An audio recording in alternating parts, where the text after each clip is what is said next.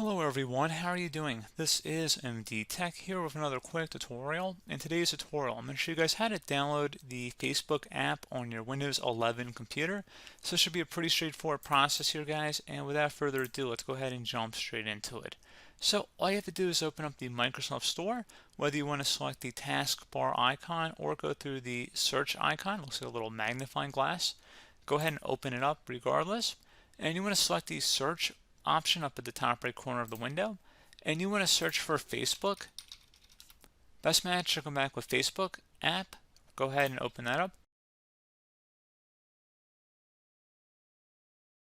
and then you want to select the Get button, so go ahead and left click on that. And if you want to sync this across other Microsoft devices, you can by signing in. Otherwise, we're going to select No Thanks.